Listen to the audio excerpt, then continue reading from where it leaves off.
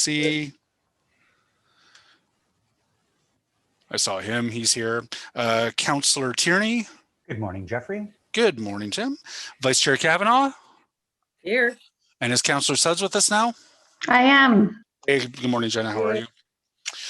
So today's meeting is to receive the single item on the agenda, which is an update on the 2021 work plan.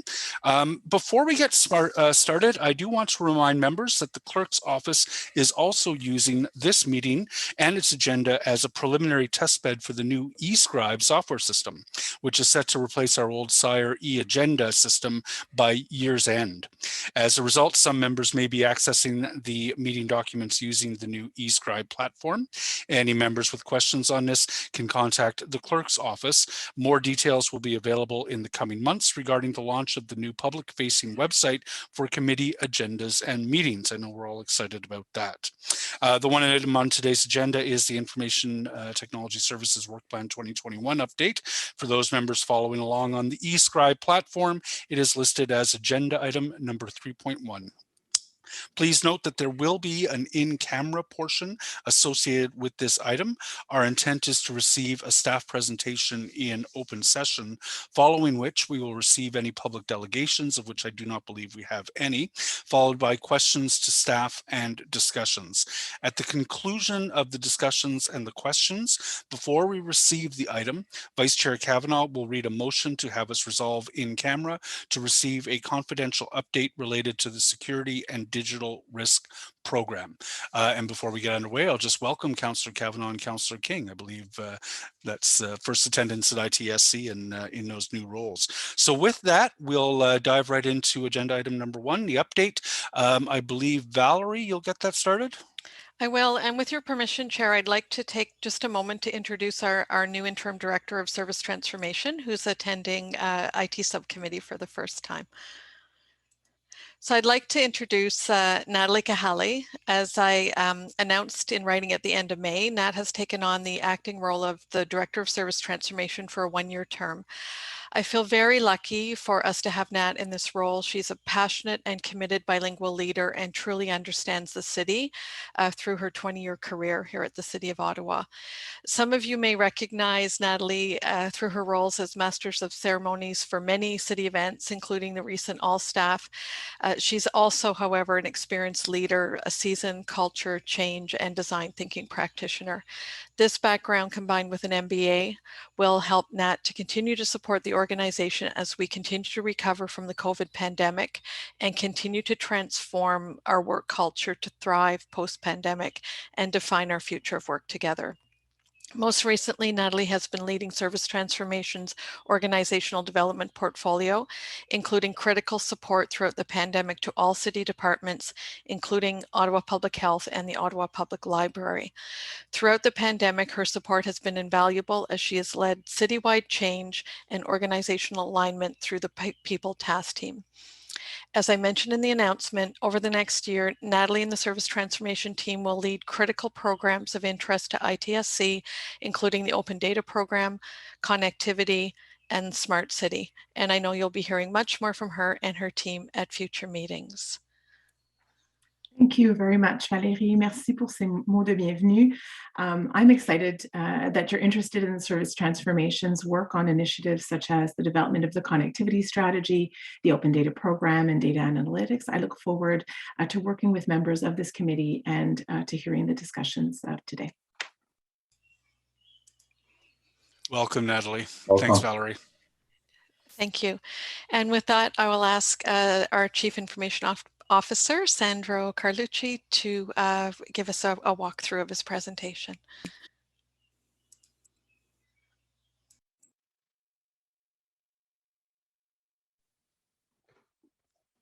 Thank you, Valerie. All right. Sorry.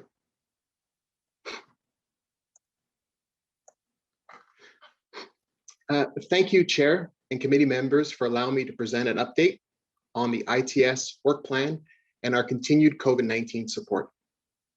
Merci, Monsieur le Président, et aux membres du comité de m'avoir permis de présenter une mise à jour sur le plan de travail des STI et notre soutien continu à la COVID-19. Next slide, please.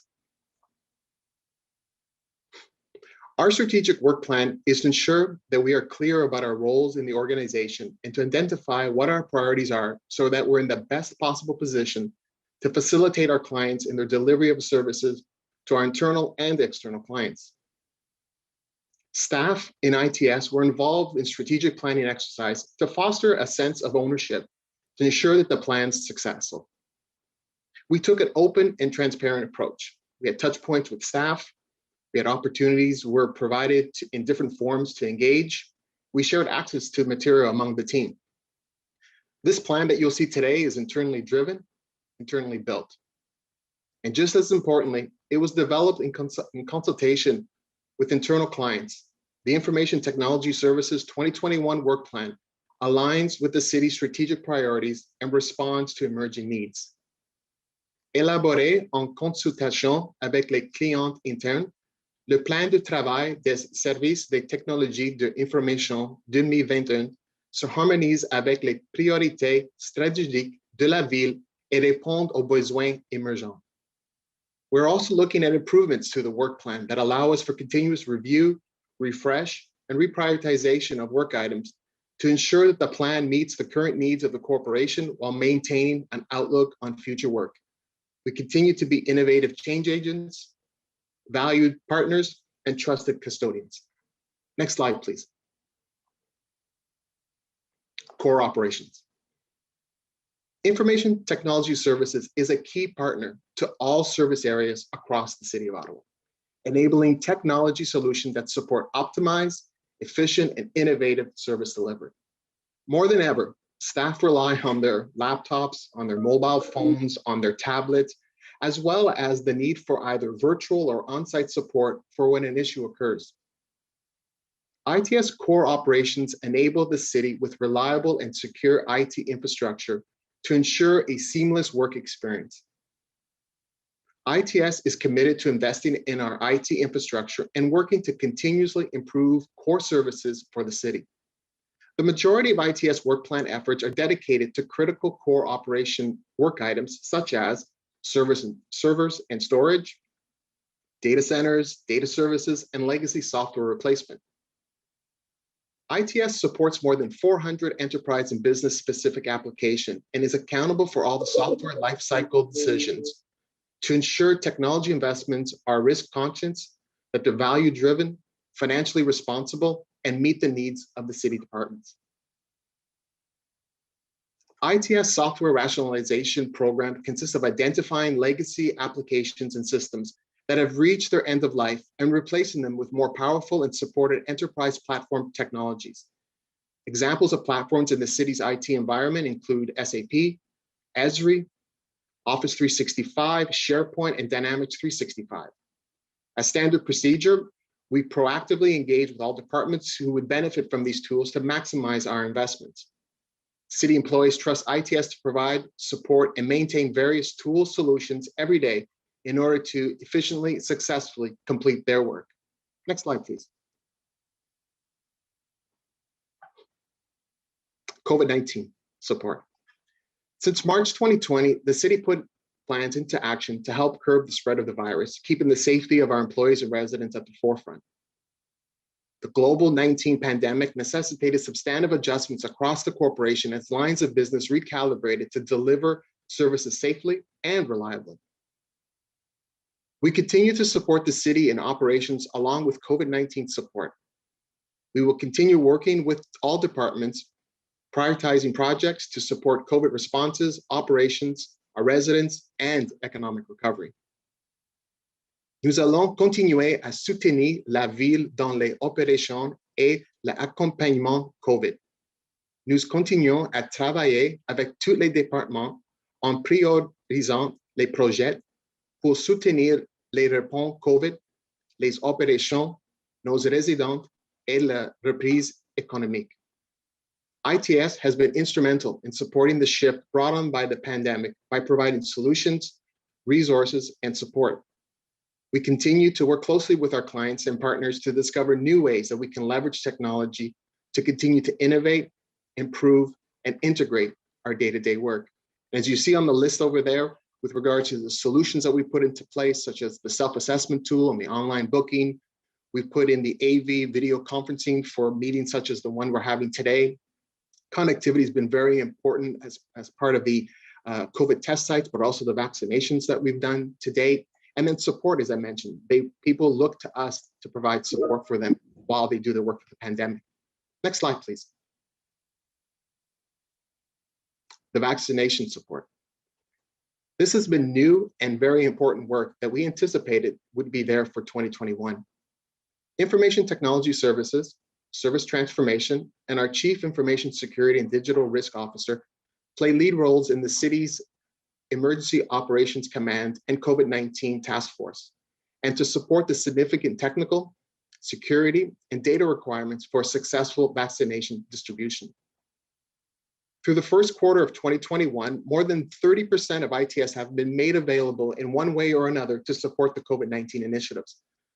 With the demand for digital services and vaccination technology increasing since the beginning of COVID-19 pandemic, ITS has successfully, as part of the vaccination support, set up secure technical infrastructure and provided the necessary hardware for each vaccination site, including the 8 fixed clinics and the 26 pop-up clinics so far. We've developed protocols and training for each of the sites. We've supported application integration with the provincial vaccination booking solution, coordinated vaccination records between the vaccination sites and the province, onboarded approximately 3,000 employees supporting the vaccination efforts. ITS continues leveraging and scaling existing technologies and applying advanced innovation and digital solutions to support critical needs. Some examples are with regards to registration and booking. We were able to use Microsoft Power Apps to create a pre-registration for citizens not supported through the provincial booking system. We were also able to use that solution to create an eligibility tool to guide citizens to the appropriate tool for vaccination registration. Our front desk solution provided to the OPH contact center to allow booking of citizens that did not meet requirements to book through the provincial system. With regards to the system management, we do all the communication of the release management from the province. We do the ongoing data management, issue resolutions. With regards to onboarding, we work with OPH, city staff, and partners. We are defining the onboarding process. We do training, job aids, and support. With respect to the vaccine clinic setup and support, working with EOC logistic team to select, configure, and support the City of Ottawa's COVID-19 vaccination sites. And what this includes is with regards to assessments, attending on-site visits to candidate locations to access connectivity, electrical, space, and storage considerations. With regards to equipment, we help with the forecasting, acquiring, and managing assets for a continuously evolving set of requirements, working with the Ministry of Health to deploy equipment supplied by the province. With respect to connectivity, accessing site cellular signal availability and strength, assessing site data collectivity, coordinate with vendors as needed to install additional bandwidth to meet client needs. And support, we provide on-site IT support resources at all times, at all clinics across the city. Includes the initial setup of all equipment and removal for any site that is standing down. And this includes mass clinics, pop-up, and mobile as requested by OPH. Next slide, please.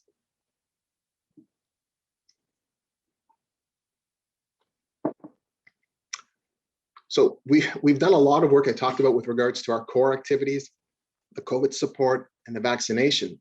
But ITS has developed a multi-year roadmap with a detailed focus on the next 12 to 18 months.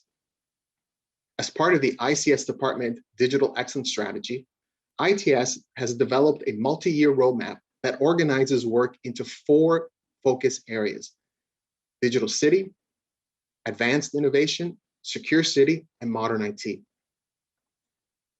STI a développé une feuille de route pluriannuelle avec un accent détaillé sur les 12-18 prochains mois qui organise le travail en 4 domaines d'intervention: ville numérique, innovation de pointe, ville sécurisée et système de TI moderne. So as an example, with regards to Digital City, as the world continues to move digital, we are moving with it. In 2021, ITS will combine technology and expertise to further progress our organization in the digital realm. For example, our colleagues in human resources provide essential support to the various services areas across the city. With the implementation of SAP SuccessFactors, this will modernize our human resources by improving workforce insight and thus enabling strategic decision-making and business performance. Secure City, ensuring the protection of people, services, and data against harm by way of theft, unauthorized use, disclosure, modification, damage, and/or loss of the city's digital infrastructure. Advanced innovation. We are constantly striving to improve, changing how we do business by applying advanced technologies and innovation to the end user. We will continue to look for opportunities such as to increase the use of the chatbot, which is a fully virtual agent built by the AI framework in Microsoft. And modern IT. As the nation's capital, we strive to be the IT leader among municipalities. We are rich with forward, innovative thinkers, and I'm really excited about the projects included in this theme. Our people are our most important asset, and ITS will continue to invest in our people in 2021 by implementing an ITS talent roadmap that will identify emerging trends across the industry, requiring internal training, and establishing a learning path for staff in the mentorship program.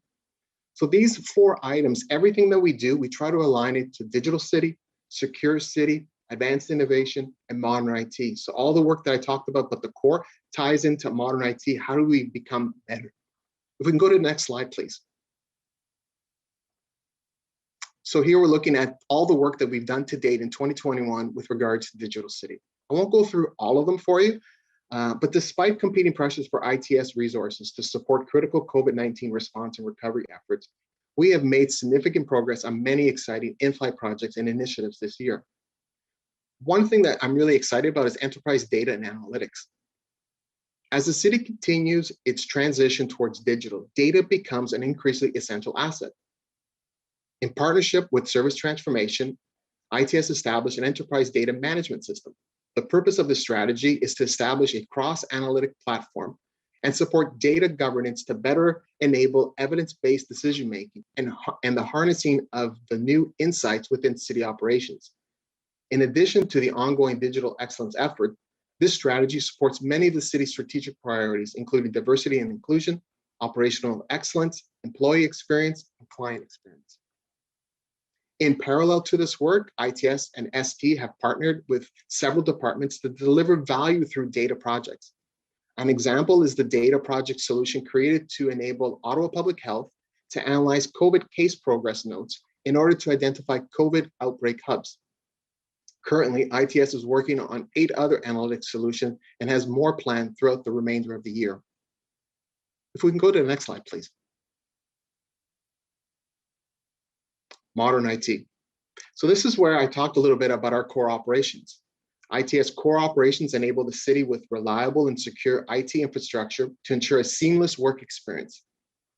We are committed to investing in our IT infrastructure and working to continuously improve core services for the city. The majority of our work efforts are dedicated to critical core operations, such as I mentioned earlier, servers and storage, data centers, data services, and the legacy software replacement rationalization. The legacy software replacement platform rationalization policy really enables us to put in a good plan of being able to recommending leveraging existing platform solutions before considering custom built and/or third-party alternatives. So we have a variety of different applications. We have in-house, we have third-party, we have on-premise, we have hosted, and the application environment is complex and requires increasing resources to manage and maintain. By implementing the legacy software replacement, when we're looking at systems that are coming to end of life, some of the benefits of the software rationalization and platform alignment approach include overall reduction in the city's technical footprint and total cost of ownership, less complex technology environment that lends itself well to scaling digital business, quicker delivery of software solutions, ensuring the use of modern technical systems and languages, and improving standard maintenance process and activity. In 2021, ITS is continuing working with our clients to replace major business applications such as MAP, land management capabilities, CLASS, booking and registration solution for recreation and cultural programming, and service, which is the social assistance services system. Work is also started on replacing the current intranet ozone technologies with a combination of platform capabilities, as well as replacing the internal service management solution, something we call Marvell, which is more than 10 years old. Next slide, please. Secure City. This is an extremely important pillar of what we do. It is a component of our business that is constantly evolving and requires us to continuously strengthen the level of the city's secure posture and mitigate risk associated with the exposure to the ever-changing threat landscape. As we introduce new and modern technology and move our business to the cloud, our technology risk increase. Tremendous work has been accomplished in this regard, but the threat landscape is ever changing, and it is vital that ITS and the entire city remain vigilant. Part of that will be renewal of our business continuity plan and involving our data security framework. Next slide, please. Advanced innovations. The work that ITS has done with automation, as an example, as part of our advanced innovation, has been critical in supporting the city in the pandemic response. Notable automation projects include Bruce, the Ottawa Public Health Chatbot, automated data collection, and formation of the OPH dashboards, and the vaccine eligibility and booking solution for internal employees and frontline workers. The ITS team has further supported Ottawa Public Health by developing data models and report templates for the COVID dashboards to perform data analysis for informed critical decision-making. Now, I'm going to ask my colleague, Matt Grenier, Manager, Technology Modernization, to provide a little bit further detail on some of our exciting work that we've been doing in automation. Thank you.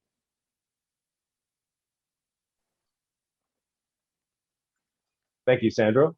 And thank you, Chair. Merci, President. I wanted to briefly speak to you about innovation enablement at the City of Ottawa, and specifically focusing in on our automation and data analytics capabilities. For background, in 2018, we developed a digital readiness strategy within IT, and our plan focused primarily on key platforms, skill sets, and capabilities that will enable digital transformation at the City of Ottawa. And these included our architecture practices in IT, our cloud platform, automation platform and capability, and data analytics platform and services that we are offering to the business. Specifically from an automation and artificial intelligence perspective, we created an automation as a service capability and that technology platform. We skilled up our internal team and delivered several valuable use cases in collaboration with business partners across the organization. The overall or overarching mandate for the automation team has been to establish the platform itself, offer automation services to business clients, including low-code, no-code solutions, self-serve, business process automation, and machine learning and artificial intelligence capabilities, and to apply automation within IT to enhance our security, quality, and capacity. To date, the IT automation team has worked with our business partners to automate approximately 20,000 previously manual business steps, saved 5,000 annual hours of manual effort, and eliminated 18,000 instances of human error within business processes. While there are many other opportunities to discover and implement going forward, we've already completed some exciting use cases within the city to date, some of which Sandro previously just mentioned, but I'll just go over them quickly. In the automation space, especially during COVID response, we partnered with Ottawa Public Health to deliver the Boost chatbot, and that's now a self-serve. They maintain the content within that chatbot themselves. Data collection and formation for epidemiology dashboards. So that's some of that outbreak tracking and statistics for the outbreak of COVID, as well as vaccine eligibility booking solution, which Sandra also mentioned.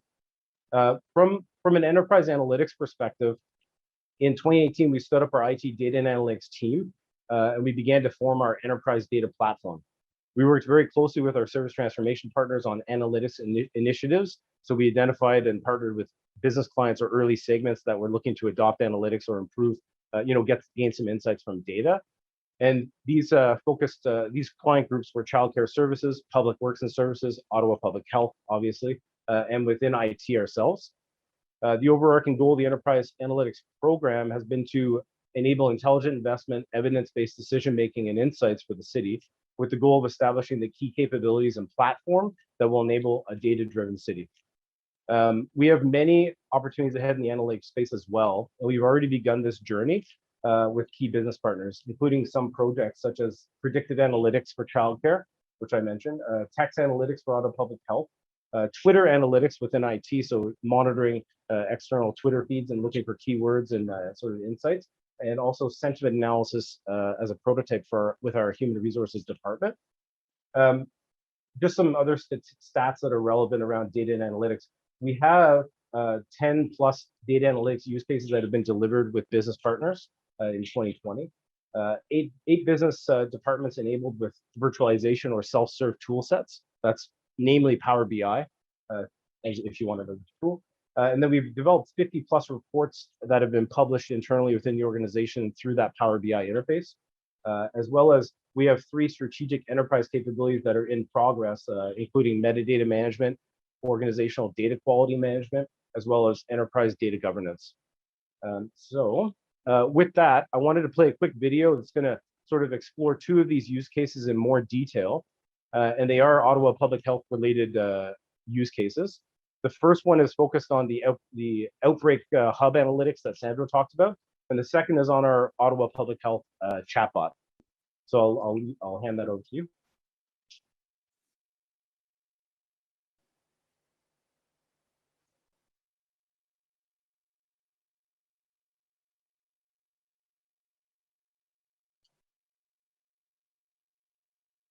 The purpose of this use case taken up with Ottawa Public Health was to enable them to extract important information from the COVID case progress notes in order to identify spread hubs based on specific keywords throughout Ottawa communities. OPH's dilemma was how to analyze and extract useful information from the high volume of text entered daily in the COD application by multiple caseworkers, amounting to over 475,000 total records of progress notes entered by over 900 caseworkers since the start of the pandemic. Our solution was to use cognitive services text analytics with the named entity recognition function in Power BI to extract events, locations, and organizations mentioned in progress notes. By incorporating client demographics, we were able to map specific keywords to their corresponding Ottawa community and visually show where those clients resided and worked. The report turned out to be of real value for OPH by saving them a lot of time and effort in detecting COVID spread hubs per community.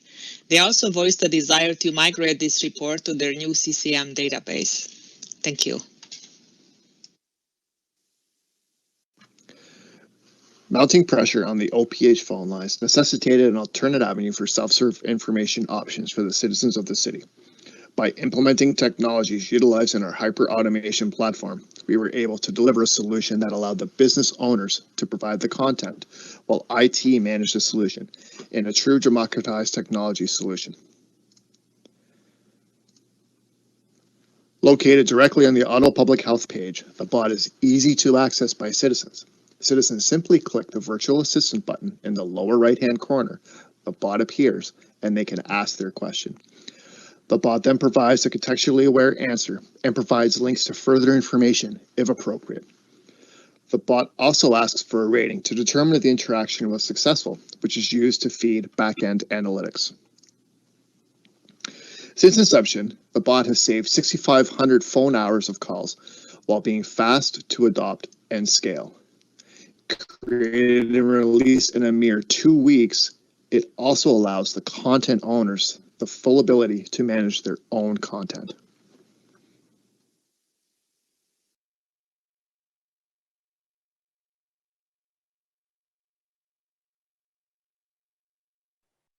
All right, and thank you very much. I'm going to hand it over to Angela Scanlon. Thank you. Good morning. Thank you, Chair. I'm here to provide a brief update on 2 connectivity-related matters. The first is with respect to the city's public Wi-Fi program. As you're aware, the city currently offers access to public Wi-Fi in 25 of its recreation facilities and in all 33 branches of the Ottawa Public Library. Over the course of the pandemic, requests have been made to expand the city's Wi-Fi offering into additional facilities as a way of extending internet service to those who may not have reliable access to quality internet at home. As this is an unbudgeted request, the city has looked to leverage funding that provincial and federal governments are making available to improve connectivity in communities across the country. In May 2021, the city was awarded funding under the Investing in Canada Infrastructure Program, which will fund the expansion of the city's Wi-Fi program to an additional 13 facilities located in priority neighborhoods. The grants will cover the capital investment costs, but the ongoing operational costs will be brought forward as a budget pressure in 2021. Moving forward, the city will continue to seek out these funding opportunities until we have satisfied this requirement within our community. A more fulsome progress update will be brought forward to this committee by the end of 2021. Next slide, please. The second update is with respect to the direction around examining the potential of providing broadband as a public utility. At the previous meeting of this committee, staff were directed to begin examining the possibility of Ottawa adopting a public utility model as a way of providing residents with affordable access to the internet. In response, staff have begun looking to other cities who are considering implementing this type of model, such as Toronto, New York, and the City of Kingston. Staff have also been monitoring federal and provincial plans for addressing the affordability of the internet for Canadians to understand any potential applicability for Ottawa. The Innovative Client Services Department is in the process of hiring professional service with expertise in this area to conduct a preliminary assessment of this type of model, which will look at overall feasibility and funding considerations. Staff will report back to this committee on this matter before the end of this year. Thank you.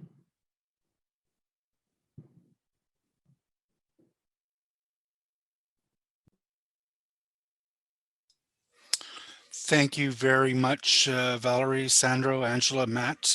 Obviously, a broad range of activities that have been undertaken. I just want to say, yesterday I took my my son to Ruddy for vaccination, and I cannot imagine a more efficient, well set up, well run operation. Thank you for all the work that you're doing on that front. We will move before moving in camera to questions from members of the committee, and I see first up Councillor Sudds. You caught me off guard. I thought Councillor Kavanagh was first. Oh, and it will go to Councillor Kavanagh. Thanks. Thank you very much to both of you.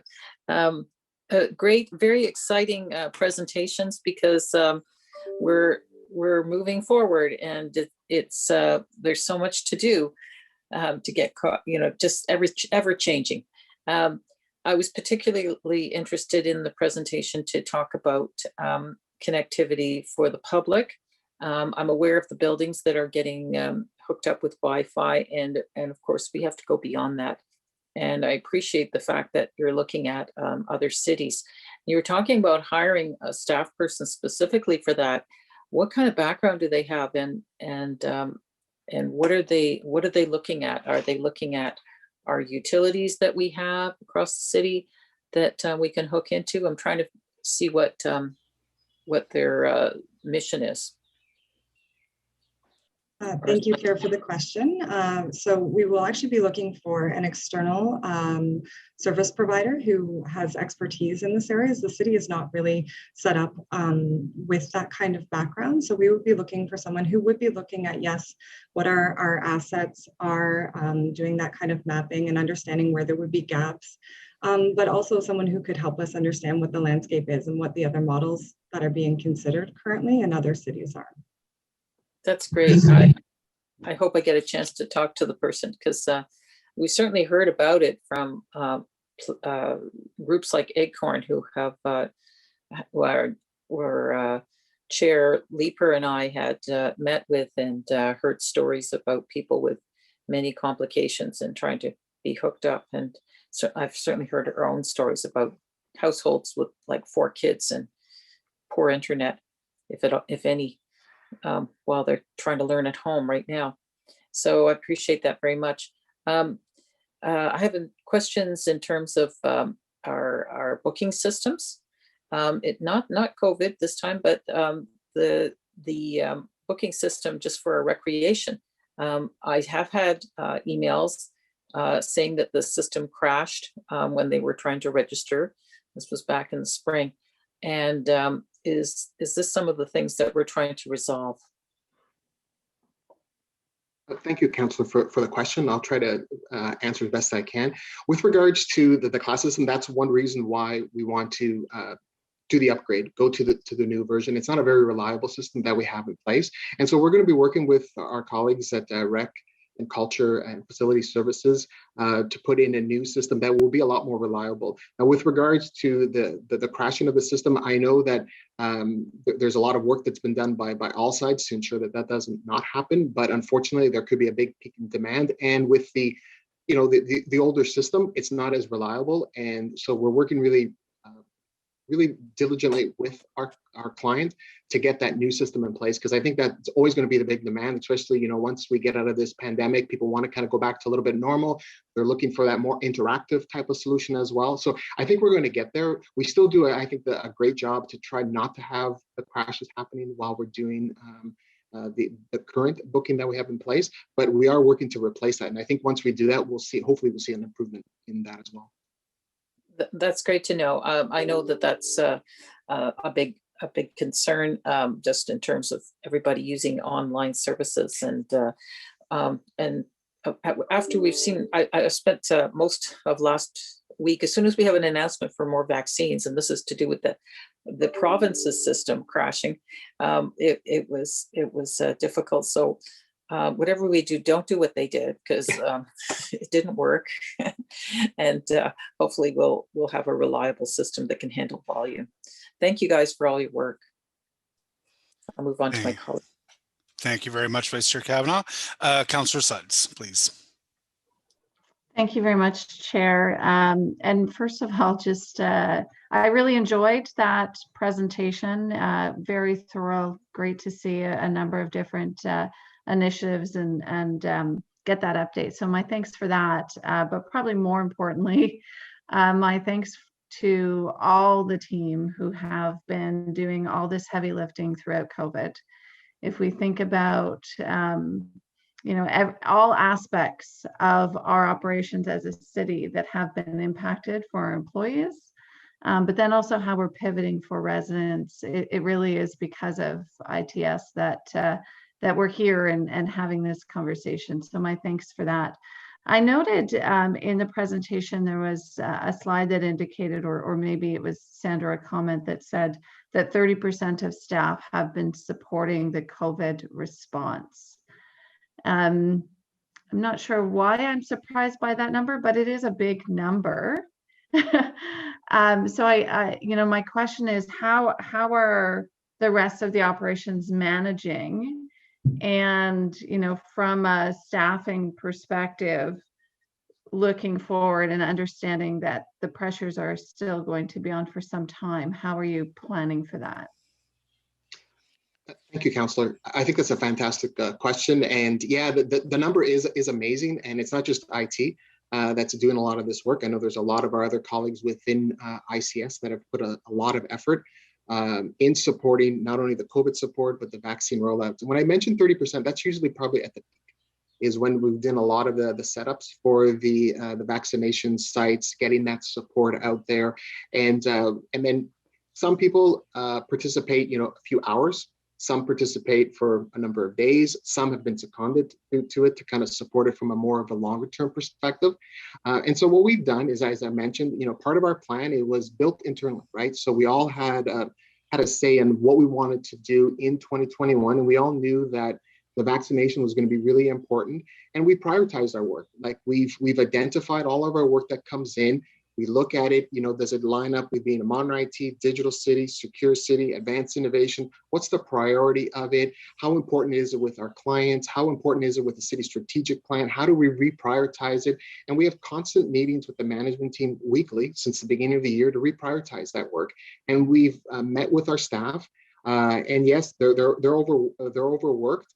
But we try to look at ways to try to automate our own work internally so we can kind of create a little bit of that capacity. The other part too is we are very fortunate to have such an amazing IT team that is so dedicated, so committed, are so proud of the work that they do.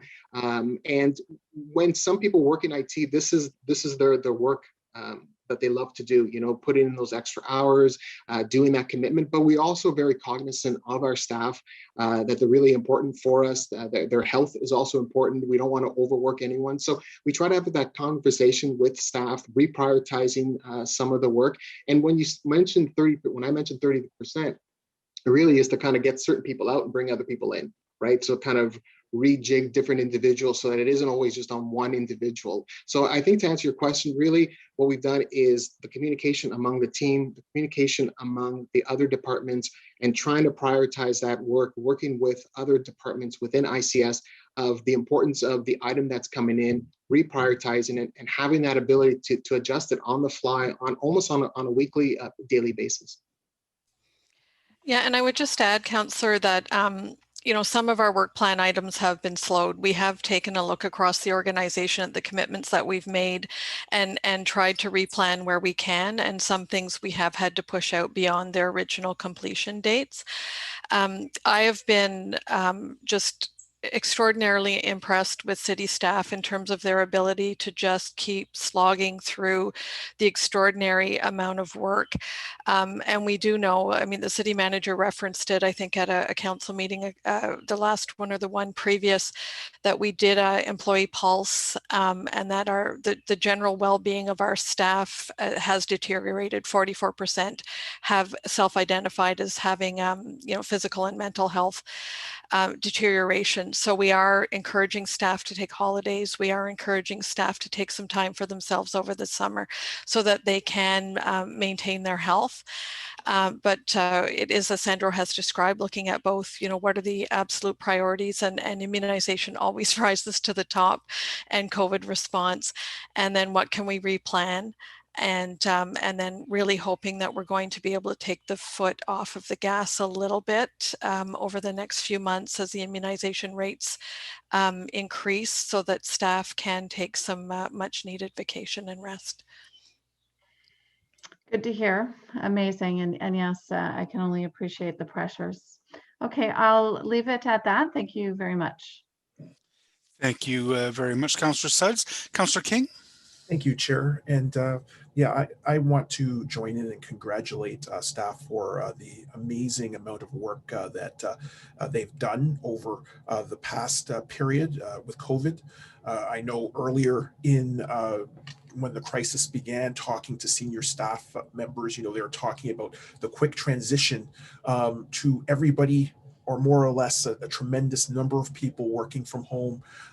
And when you think about the logistical challenge of that, it's quite incredible. So once again, I really want to thank staff for that. The transition of more than 10,000, 12,000 people to work from home is actually quite incredible tax on resources, and I think that staff should be commended for that.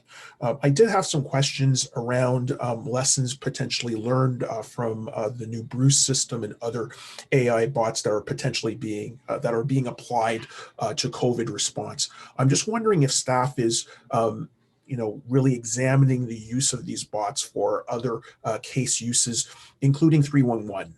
Because obviously we have a tremendous number of calls that come through to 311 is taken up by Service Ottawa and also by councillors' offices. So when I hear about the amount of time that might be saved on the phone or through other mechanisms, I'm curious whether there can be serious consideration of the utilization of AI-driven bots for 311 service requests from residents. Yeah, thank you, Councillor. I'll answer specifically on 311, and then I'll pass it on to my colleagues who may have some deeper information.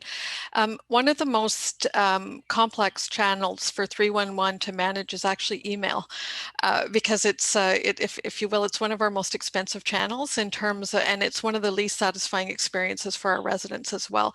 So we are starting to look at, could we use some AI to actually do some frequently asked questions to go through and be able to read the email, try to discern how we can respond to the resident more quickly.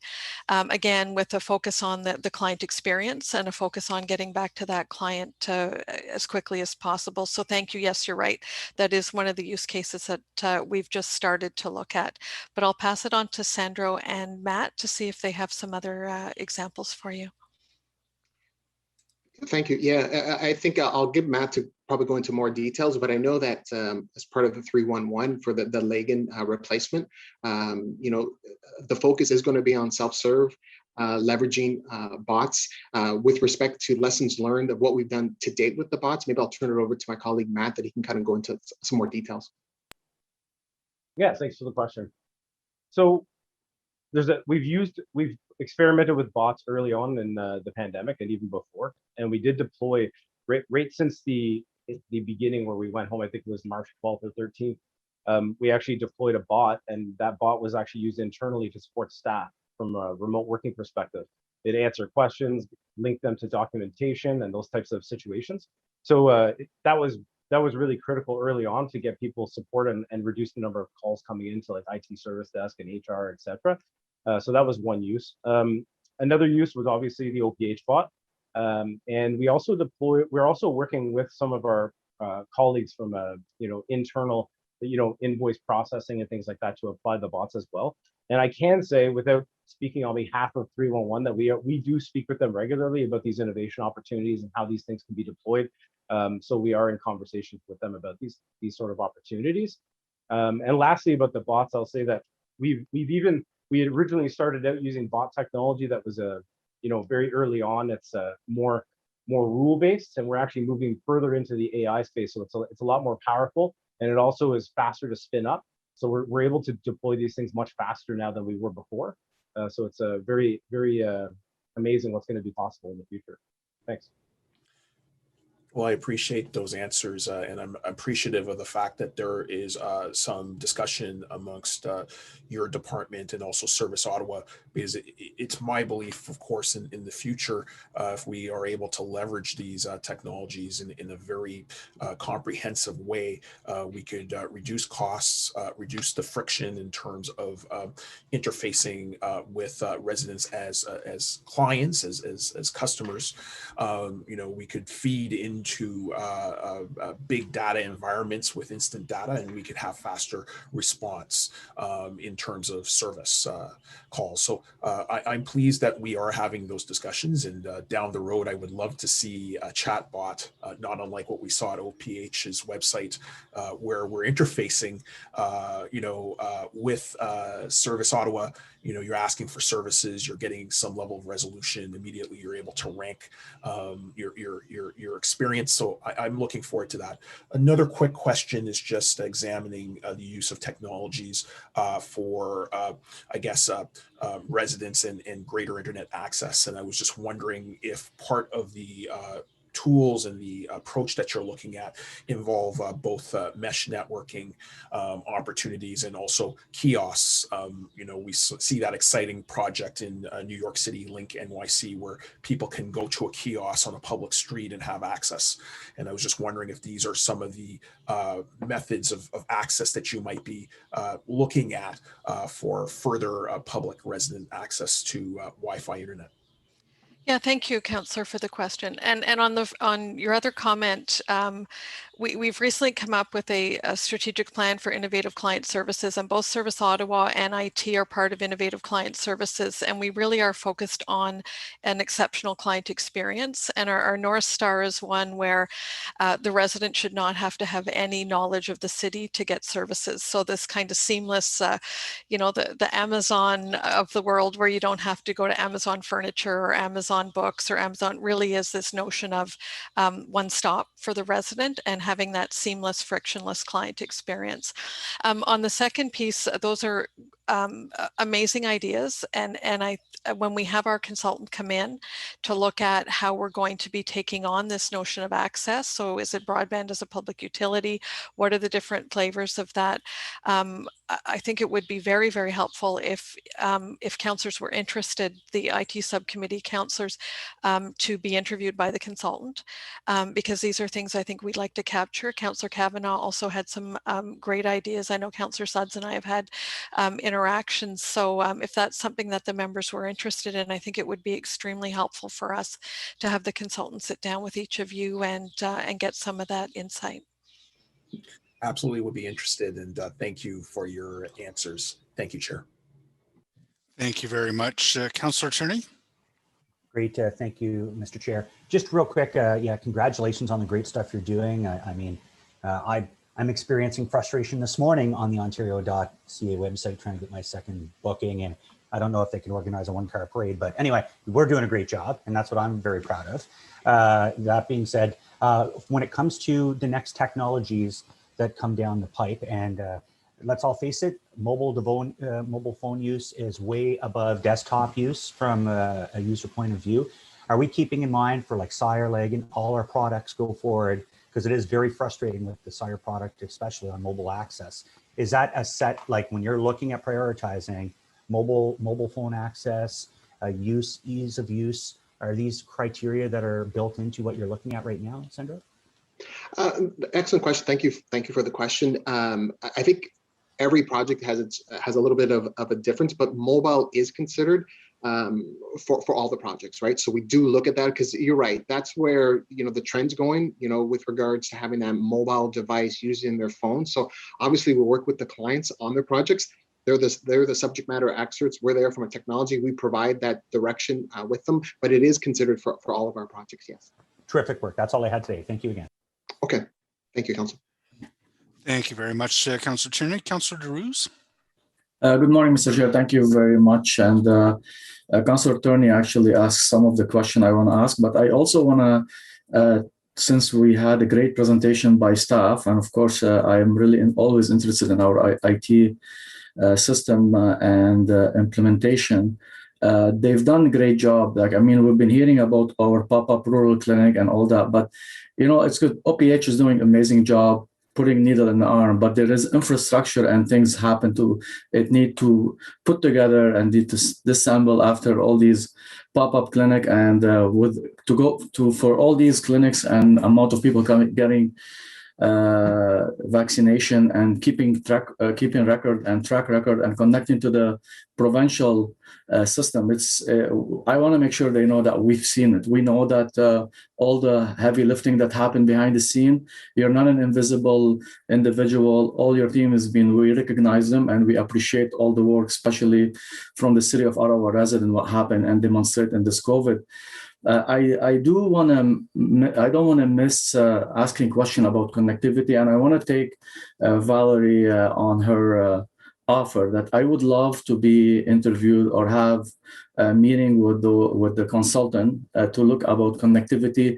I know Councillor King mentioned it, Councillor Kavanagh, and I know that Councillor Sudds always asks about the question about rural connectivities and community centers. I know that we do have COVID show and demonstrate how our residents, some of them, they don't have a connectivity in rural area from broadband, from signal weakening of signals and things like that. So it's so nice during COVID if some of those seniors will be able to go to public places for them to be able to book their vaccination. So I know that there is a lack of connectivity in rural area, and I'm hoping that will be considered throughout our initiative. I know that that staff has been looking for implementing those, and I know that it is really important for our rural resident in the city to be able to connect. So I really appreciate if we can expand on that a little bit and keep in mind that there is people in the rural area really depend on this connectivity, but we don't have them. And I will listen. I'm happy to hear some comment from Valerie or from Angela. Yes, thank you, Councillor. And if we look back to the pre-COVID connectivity issues that we were looking at, and they both remain on the table. One is affordability, and the other is availability. And you know, and this is, I think, part of our challenge, and what makes this a little more difficult than what some of the more concentrated cities are dealing with. The mayor's map was circulating on Twitter on the weekend, and I have it on my phone here, where we have Edmonton, Calgary, Toronto, Montreal, and Vancouver, all kind of stuffed geographically within the 2,700 some square kilometers of Ottawa. And this is part of our challenge, is that we are a major city of over 1 million people, and we're spread out, and we have areas ranging down to your ward, out to Councillor El-Shantiri's ward. It's not a simple matter to try to solve for both affordability and for accessibility and availability. So absolutely, that remains in scope, and it remains one of the two things that we are trying to solve for, if you will. Thank you very much. Thank you very much, Councillor Drews. One quick question on my part as well. The class system, our Parks and Recreation registration system, I recall well in the last term of council talking to residents about the fact that we were going to be replacing that system. What is the delay? What kind of timeline can we expect? I think it would be unacceptable to residents if we left this term of council without that system in place. Thank you, Councillor. Let me follow up with Rec and Culture and Facility Services on the work plan. I know from our perspective, involvement in some of that project, you know, supporting COVID took away some of those particular resources to work on that particular project. Same thing with our colleagues in Rec and Culture. You know, they were working on other items, but I know that the team is working really hard on the replacement of class. It's a priority for us in IT. It's a priority for our colleagues in Rec and Culture. We have regular meetings. We've got steering committee meetings that I go with the various directors from Rec and Culture to get the updates. So right now, if I had to give you a date, and I can reach out with our colleagues to confirm it, it's going to be March of 2022 that we're looking to launch a go live with the class replacement system. And we've been working in consultation with the client, but also working with the vendor, right? Sometimes there's also challenges with the vendor to meet our requirements, our needs, having a bilingual system, having an accessible system, right? So those are the must-haves, and we're working with the vendor. So there's been that combination where, you know, our resources have been reallocated to other work items, but this is still a #1 priority, and then working with the vendor to make sure that they're meeting our minimum requirements that we need, that are mandatory for us to go live. But I'll confirm with the client, but right now we're aiming for March of 2022 to have a go live. Thanks for that, Sandro. Hundreds of thousands of people have visited a city vaccination clinic and have had an amazing experience with no hiccups. And it's really hard for residents maybe to see just how incredible work staff have been doing on that. But that one evening when trying to sign up their kids for swim lessons doesn't work well, you know, that's the impression of what the city's doing. And I do know that Parks and Rec, who I assume are listening in on this call, they are heavily implicated in pandemic response as well, with a lot of resources devoted to that. And we all thank them for their partnership on that front as well. So I'll just leave it there. Thank you very much to the team for that update. You hear the interest on the part of committee members. You're doing fantastic work, and I know we're all proud to be working with you. With that, I think we're going to go into an in-camera session. Councillor or Vice Chair Kavanagh, do you have a motion to bring us in? Chair Leeper, if I may. Please. Could we should have done this at the start of the meeting. I apologize. Can we go through the declarations of interest and confirm the minutes from the last meeting? So I'll ask, are there any declarations of interest? Seeing none, no. Are the minutes of the previous meeting approved? Received? Carried? Approved. Thank you. So with that, Chris, may we move into the in-camera motion from Vice Chair Kavanagh? Okay. I'll take that as a yes. Thank you, Chair. That in accordance with procedure bylaw 2021-24, the Information Technology Subcommittee resolved to move in camera pursuant to subsection 13(1)(a), the security of the property of the city, to receive a presentation on portions of the Information Technology Services 2021 work plan related to the security and disk risk program, and that based upon the rationale set out in the legal implications section of the report titled Information Technology Services 2021 Work Plan Update, this confidential update will not be reported out. Is that motion carried? Carried. Thank you. So we're going to leave this meeting and go into another one to deal with the confidential and camera portion.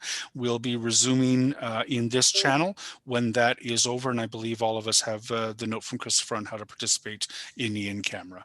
So we'll see you in about 5 minutes or so. Thank you.